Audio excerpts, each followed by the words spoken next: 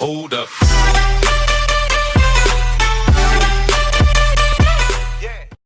Hello and welcome. Thanks for tuning in for a new, fresh episode of Star Wars Galaxy of Heroes, and we're going to talk about the Magma Trooper.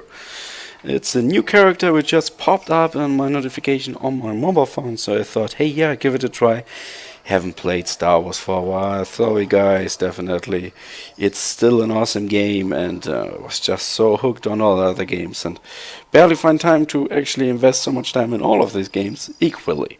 So yeah, we got a new character, and we can get him in Galactic War shipments, which is pretty easy to get, as we all know. And it is where is he? There, the Magma Trooper. You can get him for 400 crystals, and during one full match, actually, of Galactic War, you can get around, I don't know, was it like 1,000, 1,200 crystals? So you're able to pick him up pretty soon. And yeah, if you don't know how to finish Galactic War, how does it end, what do you need, what you should look for, look under my videos. I did some videos related to the Galactic War. So, but whatever, let's look into the Magma Trooper, which is a new character which actually comes from Star Wars Battlefront. The other game out there, which is not a mobile game, which mostly probably all of you guys know. It's a pretty cool multiplayer shooter. Actually a little bit sad about that we don't have this game giving us a single player campaign, because the sound effects and everything what EA did there was pretty cool, but single player would have been just like the cherry on the ice. Definitely. Okay, so let's look into our little guy. Where is he? Our Magma Trooper. Where's our Magma Trooper? There he is. So as you see, you need 10 shards to activate him, which is pretty easy to get. It's basically 2 days what you need there for 2 days of redeeming your rewards on the Galaxy battle, and then you get actually the Magma Trooper. But what about the Magma Trooper? So he's Empire human attacker.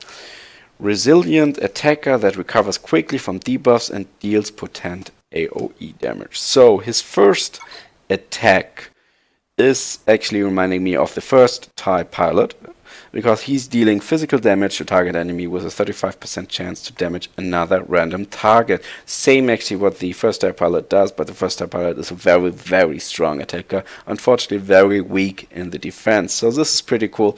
Plus, you actually have the possibility with when you have Captain Phasma in your team, you anyways have the possibility of attacking again. So I think he or the Magma Trooper would be a good addition to your team if you're using Captain Phasma already. So you have lots of random attacks coming just out of your team.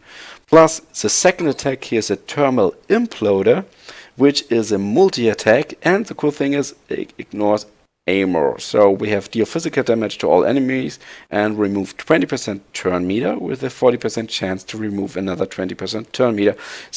Reminds me a little bit of the Han Solo Stormtrooper, which unfortunately wasn't so great. Not the best tank unit. Everybody knows so far that Poe Dameron is definitely one of the best tank units. Then we have Chewbacca, but he's just dealing 2 less damage. This attack ignores armor. That's pretty cool. But he can't taunt, so he's not a tank character. But we have Hazard training. Magma Trooper has 15% tenacity and gains, or tenacity, sorry for that, and gains 20% turn meter whenever he resists or suffers a negative status effect. So what is tenacity? Or tenacity, or something like that. But what does it mean actually? Tenacity helps you for resisting debuffs.